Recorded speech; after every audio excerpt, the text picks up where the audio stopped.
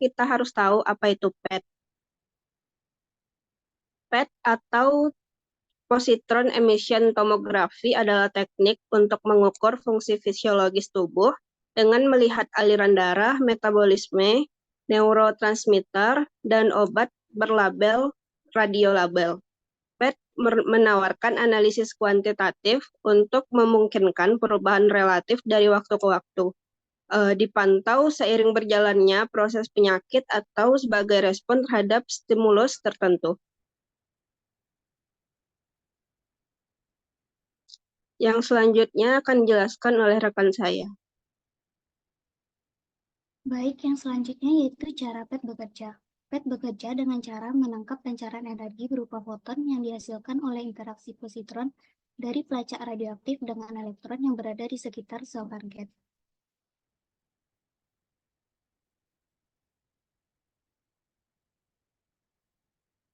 Lalu pelacak radioaktif terdiri dari molekul pembawa yang terikat erat pada atom radioaktif. Molekul pembawa ini sangat bervariasi tergantung pada tujuan pemindaian. Beberapa pelacak menggunakan molekul yang berinteraksi dengan protein atau gula tertentu dalam tubuh dan bahkan dapat menggunakan sel pasien sendiri. 18 FDG merupakan radio tracer yang paling banyak digunakan saat ini. Selanjutnya akan dijelaskan oleh rekan saya.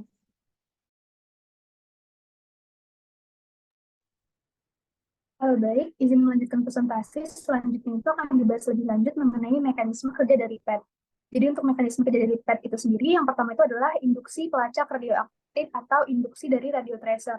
Seperti yang dijelaskan sebelumnya, bahwasanya di dalam mekanisme kerja PET ini salah satu komponen yang paling penting itu adalah radio tracer atau pelacak radioaktif. Yang mana biasanya radio tracer ini atau pelacak radioaktif ini dibuat dengan cara mengkombinasikan antara suatu molekul bisa berupa hormon, protein, atau bisa merupakan karbohidrat glukosa, contohnya 18 mBg dengan menggunakan suatu atom radioaktif. Nah, untuk induksi pelacak radioaktif sendiri ini bisa dilakukan secara intravena, bisa diberikan juga secara oral maupun inhalasi kepada pasien tergantung dari jenis pemeriksaan apa yang mau dilakukan. Kemudian setelah diinduksikan dengan menggunakan radio tracer ini, kemudian akan ditunggu beberapa saat, yang mana selanjutnya akan masuk ke proses kedua, yaitu proses biologi pelacak dari radioaktif atau radio tracer ini. Nah, jadi setelah dimasukkan ke dalam tubuh, maka radio tracer ini kemudian akan tersebar melalui peredaran darah, kemudian dia akan terakumulasi di suatu jaringan atau organ target yang akan diperiksa. Contohnya apabila PET ini digunakan untuk memeriksa kanker, maka kemudian radio tracer yang digunakan itu akan berkumpul di jaringan kanker itu sendiri atau di organ targetnya. Kemudian lanjut slide.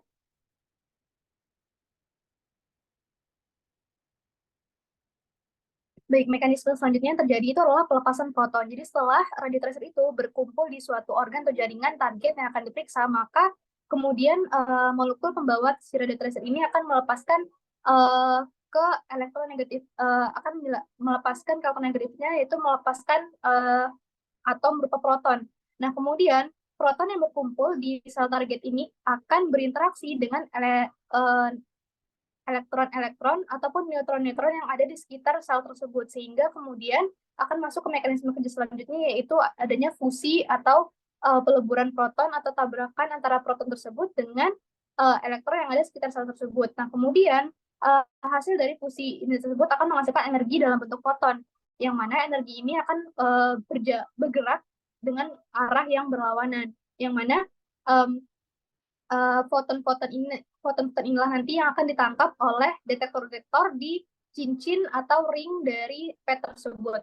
Selanjutnya akan dijelaskan oleh Imron. Oke, baik.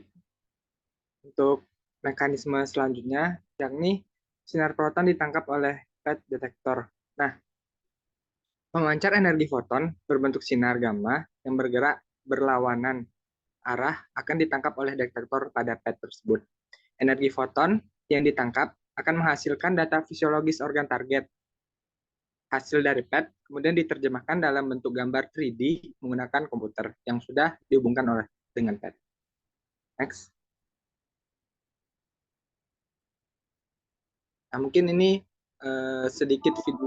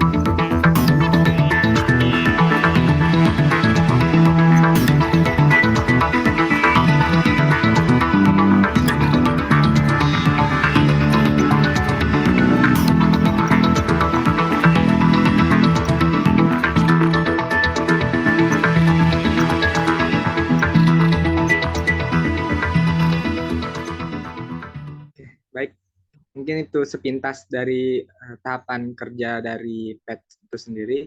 Selanjutnya akan dijelaskan oleh Viva. Baik, selanjutnya ada komponen PET. Yang pertama adalah PET scanner. PET scanner adalah mesin besar yang berlubang di bagian tengahnya. Terdapat beberapa cincin detektor di dalam mesin tersebut yang berfungsi untuk merekam emisi energi dari radio tracer. Yang kedua ada kamera PET. Kamera PET ini memiliki kejernihan citra yang lebih baik dibandingkan dengan kamera gamma yang umum digunakan pada kedokteran nuklir. Ketika positron dilepaskan dari fluor 18, partikel ini akan segera bergabung dengan elektron dan terjadilah inhilasi. Next slide.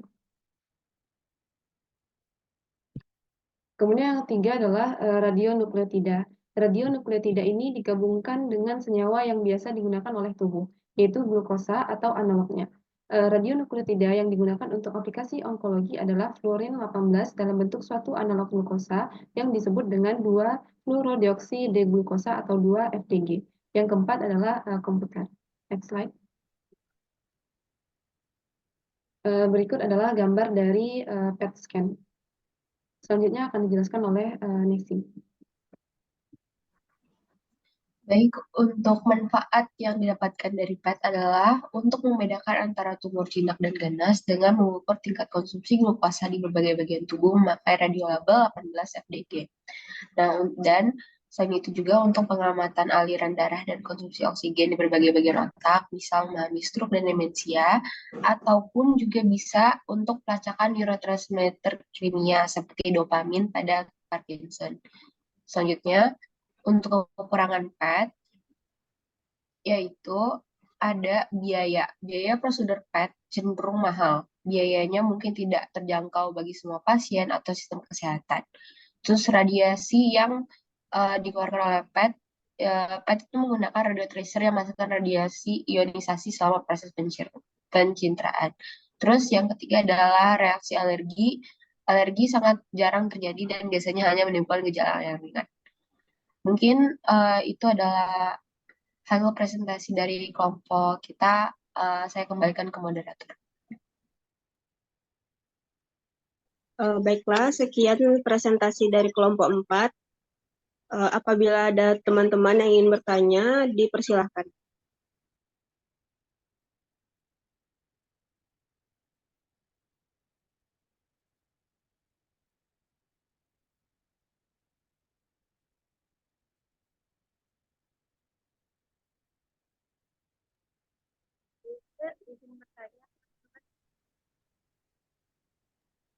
Silakan dari kelompok 1.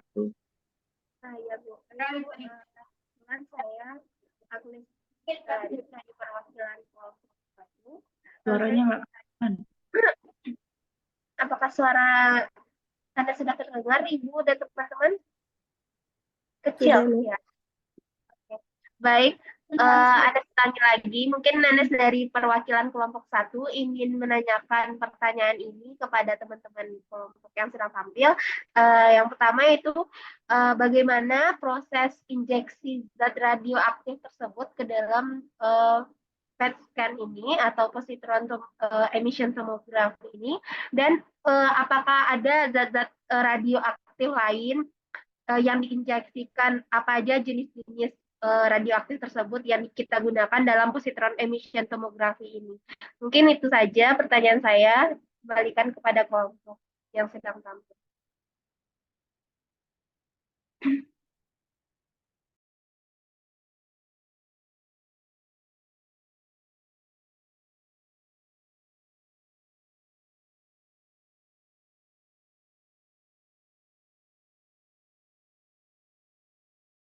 Silakan jawab. Baik, sebelumnya apa suara saya terdengar dengan jelas? Jelas. Baik, mungkin saya izin dari perwakilan kelompok 4 untuk menjawab pertanyaan dari Anes. Mungkin untuk pertanyaan pertama itu apa saja jenis-jenis zat-zat yang digunakan dalam injeksi dalam melakukan proses PET ini. Jadi berdasarkan beberapa sumber yang sudah kami telusuri, jadi di dalam PET ini ada beberapa radio tracer atau zat yang digunakan untuk diinjeksikan ke dalam pasien. Yang pertama itu bisa, dan itu digunakan sesuai dengan pemeriksaan apa yang ingin dilakukan. jenis-jenis zatnya itu yang pertama ada berupa glukosa atau karbohidrat, terus ada juga berupa protein, atau juga dapat berupa hormon. Dan yang paling sering digunakan itu adalah yang berupa glukosa, itu adalah molekul radio tracer yang dia itu disebut dengan 18 mdg. Jadi dia itu molekul utamanya dia glukosa yang ditempeli dengan menggunakan atom radioaktif. Kemudian untuk jenis-jenis injeksinya itu juga disesuaikan dengan kebutuhan. Jadi untuk pemberiannya itu bisa secara oral, bisa secara inhalasi, maupun bisa secara injeksi intravena. Namun yang paling sering dilakukan itu adalah injeksi intravena melalui pembuluh darah. Namun di beberapa kasus juga dilakukan dengan cara lain. Contohnya adalah inhalasi. Nah, kalau di inhalasi ini contohnya kalau misalnya kita mau memeriksa fungsi fisiologi paru, kemudian juga untuk pemeriksaan otak, itu juga dari sumber yang kami baca juga dapat menggunakan injeksi berupa inhalasi. Kemudian juga pemilihan jenis-jenis zatnya ini juga disesuaikan. Contohnya kalau misalnya kita PET ini kan banyak digunakan untuk pemeriksaan kanker atau tumor. Nah, biasanya kenapa 18 mdg ini sering digunakan? Karena itu kan base-nya itu adalah berupa glukosa atau karbohidrat. Nah, sementara kanker ini adalah zat yang kanker ini dia banyak menyerap glukosa. Jadi yang banyak menyerap glukosa atau menyerap gula. Jadi ya, yang digunakan itu adalah 18 mdg tadi. Namun juga di beberapa pemeriksaan, contohnya kayak pemeriksaan fungsi dari otak, itu dia juga bisa menggunakan molekulnya itu atau zatnya itu berupa hormon. Mungkin sekian jawaban dari saya. Mungkin bisa teman-teman ada yang ingin menambahkan, dipersilakan.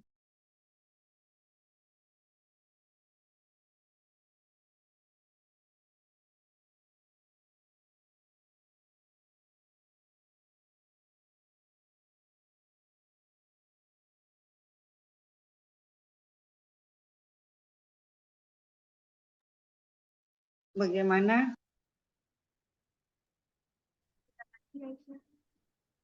Atas jawabannya sejauh ini mungkin dapat Agnes, jadi Siti Aisyah tadi jawab ada disuntikan intravena ya, ya Bu. dan ada yang inhalasi. Terus apalagi dua itu aja?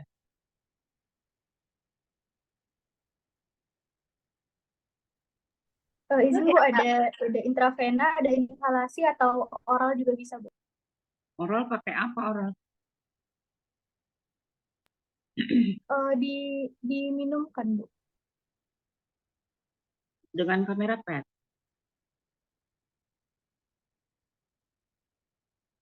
Oh, kalau dari yang saya baca kemarin dia dicairkan gitu Bu, terus langsung diminum gitu Bu. Nggak bisa, hanya dilakukan dengan intravena atau inhalasi. Ya, nggak ada yang dilakukan itu, nggak ada. Yang di mana? Yang diinginkan. Yang diinginkan itu terapi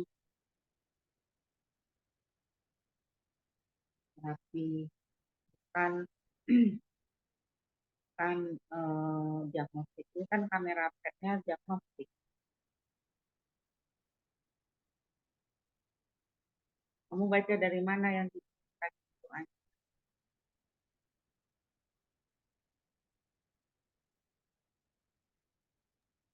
Izin Bu, kemarin ada web di internet gitu Bu. Nggak ada. Yang untuk diagnostik hanya di parenteral atau inhalasi, itu hanya untuk pemeriksaan apa namanya scan. Tapi rata-rata 99% pemeriksaan dengan kamera PET itu ya. Berikutnya pertanyaan kelompok 2. Baik, izin Bu dan teman-teman. Jasmine dari kelompok 2 izin bertanya. Tadi kan ada dijelaskan bahwasannya manfaat dari PET ini adalah bisa untuk membedakan tumor jinak dan tumor ganas menggunakan radio tracer 18 fdg. Nah, pertanyaannya yaitu apakah PET ini juga bisa digunakan untuk pemantauan respon terapi pada tumor jinak dan tumor ganas tersebut pakai 18 fdg ini? Mungkin itu saja pertanyaannya, Bu. Terima kasih.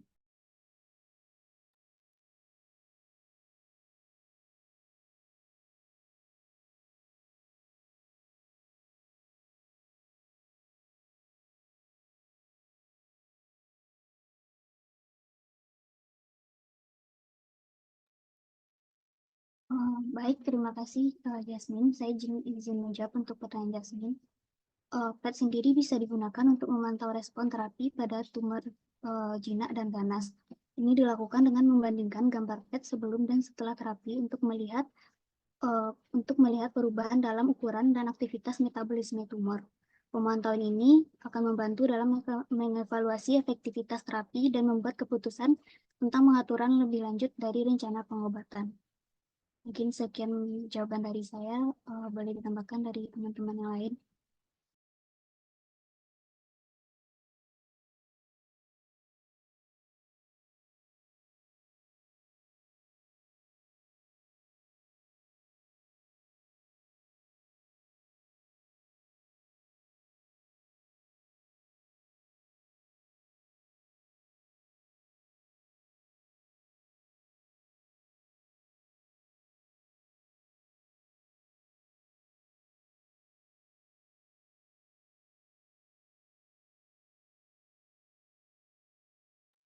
Halo, yang bertanya tadi siapa? Jasmine.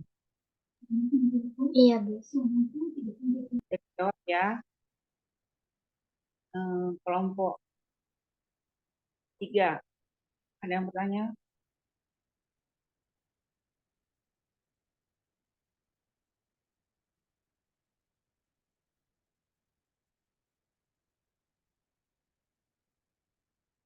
Oke, kelompok 5.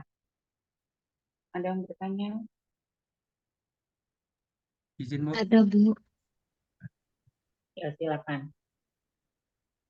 Baik, Assalamualaikum warahmatullahi wabarakatuh. Izin Ibu dan teman-teman, saya Alvan Matizano, perwakilan dari kelompok 5, ingin bertanya mengenai apakah ada kriteria khusus yang diambil oleh dokter untuk memilih pencitraan kanker dengan PET atau dengan pencitraan lain selain penggunaan radioaktif. Terima kasih. Ya, silakan dijawab.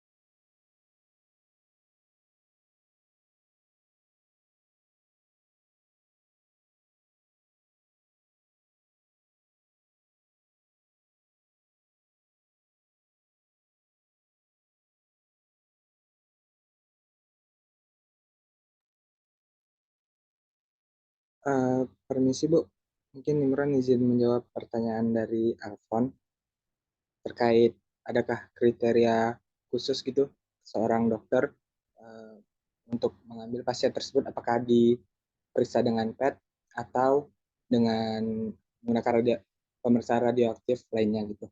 Nah, pertama ada kriteria umumnya terlebih dahulu. Kalau untuk kriteria umum itu pasien harus memiliki kondisi medis yang dicurigai dapat didiagnosis dengan PET. Contohnya itu ada kayak kanker, penyakit jantung dan lainnya.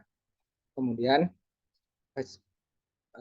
pasien tuh harus bisa untuk berbaring diam selama pemindaian, kurang waktunya 30-60 menit, karena nanti kan pasien ditidurkan gitu Bu untuk dimasukkan ke dalam PET tersebut gitu. Kalau pasiennya tidak bisa berbaring tentu bakal sulit gitu, tidak dapat dilakukan pemeriksaan. Kemudian pasien tidak boleh hamil atau menyusui, pasien tidak boleh memiliki alergi terhadap radio tracer atau bahan kontras yang digunakan dalam pemeriksaan, dan pasien harus memiliki fungsi ginjal dan hati yang normal gitu. Kemudian untuk kriteria khusus untuk beberapa kondisi, yang pertama pada kondisi seorang dengan penyakit kanker, pasien harus memiliki diagnosis kanker yang dicurigai atau telah didiagnosis. Pemeriksaan PET dapat digunakan untuk membantu pementasan kanker, memantau respon terhadap pengobatan, dan mendeteksi kekambuhan kanker. Pada penyakit jantung, pasien harus memiliki gejala penyakit jantung seperti nyeri dada, sesak nafas, atau kelelahan. Pada gangguan otak, pasien harus memiliki gejala gangguan otak seperti kehilangan memori, kebingungan, atau kesulitan berbicara. Nah, mungkin itu beberapa kriteria-kriteria yang apakah pasien tersebut harus diperiksa dengan menggunakan PET atau dengan radioaktif lainnya, pemeriksaan radioaktif lainnya. Mungkin sekian. Baik, terima kasih, Mon. Pertanyaan Alfon itu ada kondisi apa saja yang menyebabkan itu ya Alfon yang kamu tanyakan. Kapan seseorang dokter mengirimkan pemeriksaan dengan radioaktif itu ya maksudnya. Ini Bu, izin Bu, kriteria khusus yang diambil oleh dokter memilih pencitraan kanker dengan PET uh, atau dengan pencitraan lain selain penggunaan radioaktif, Bu. Kriteria khusus untuk pemeriksaan PET terus atau pemeriksaan lain. Kamu satu-satu nanyanya.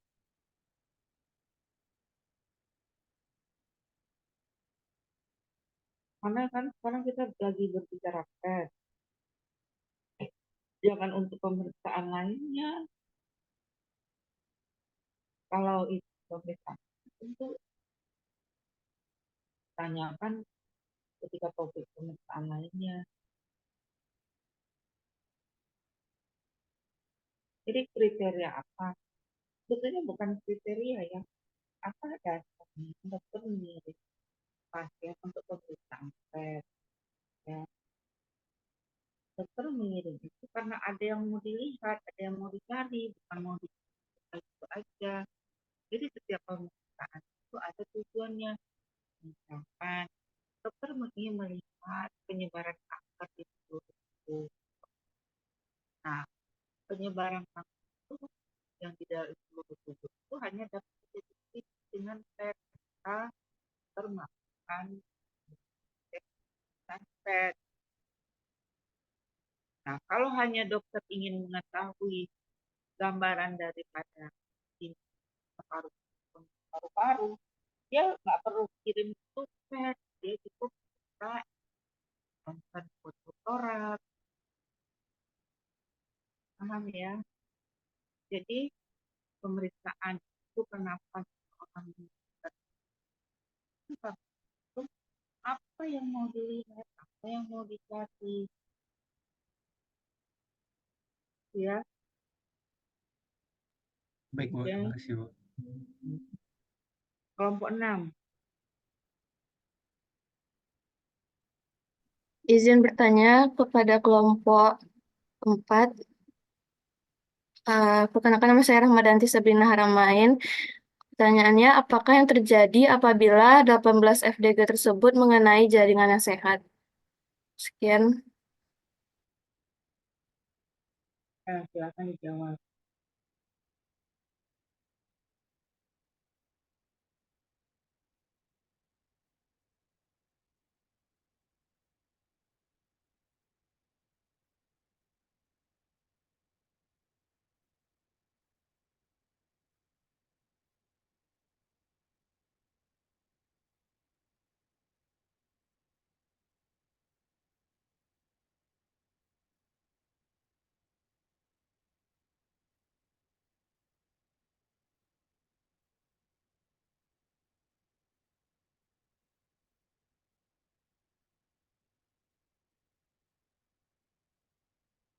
Ya, apa? Gimana?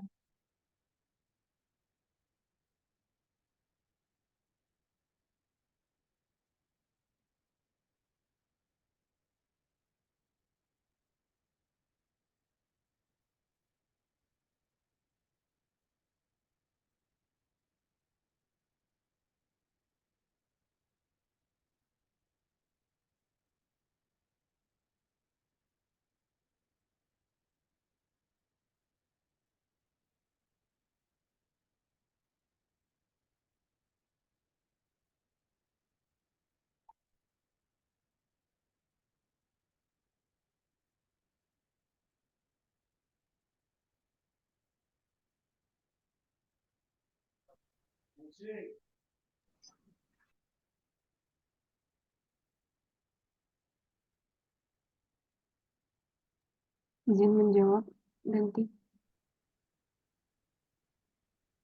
Ya, silakan.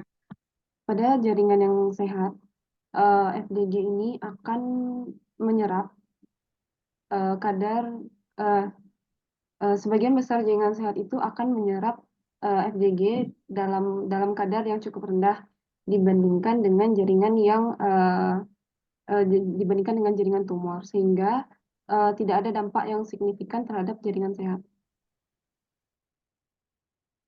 Jadi kan radioaktif itu dia akan mengenai seluruh jaringan di dalam tubuh, sehingga kita tidak berikan pada orang hamil atau menyusui. Nah, tetapi dia diberikan pada jaringan sehat maupun yang sakit, di mana apa beda jaringan sehat? Jaringan sehat menangkap radioaktif itu lebih sedikit dibandingkan jaringan sakitnya. Maka berdasarkan jumlah tangkapan radioaktif tinggi pada sakit tidak itu, maka itu kira-kira penyakit tadi. Nah, tetapi walaupun misalnya dia diberikan tubuh dari kata karena dia tidak akan menggunakan karena adalah dosis kecil, dia bukan terapi ya. Oke, sudah ke 6 kelompoknya ya. Bertanya. Kemudian topik yang tinggal berapa lagi pertemuan? Apa masih ada pertemuan lagi atau gimana?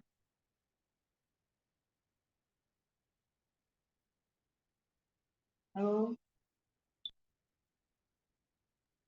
Maaf Bu, suaranya kecil Bu.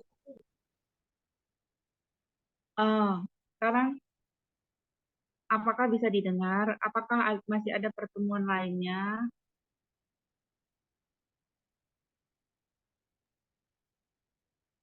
Atau sudah selesai? Maksudnya jadwal saya masih ada nggak sekali lagi? Sebentar Bu.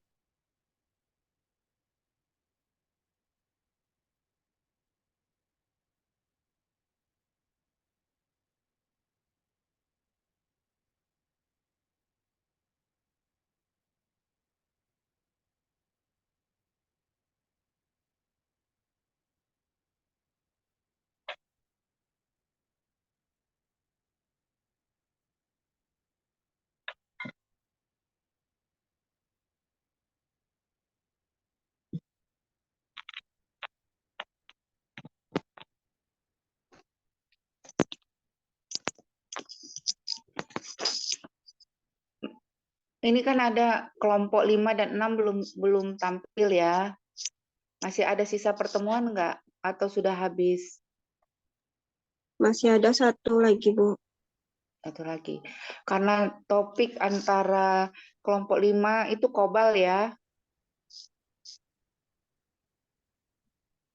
Dan kelompok 6 linear accelerator. Betul enggak? Benar Bu. Nah, maka kedua kelompok itu bareng aja besok tampilnya di minggu depan ya. Tapi minggu depan libur. Nggak apa-apa libur, itu tetap online kuliah.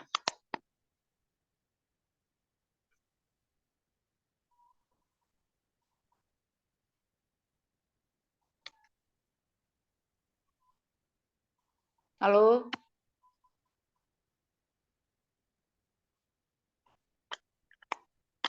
Stevi bisa jawab nggak, Stevi?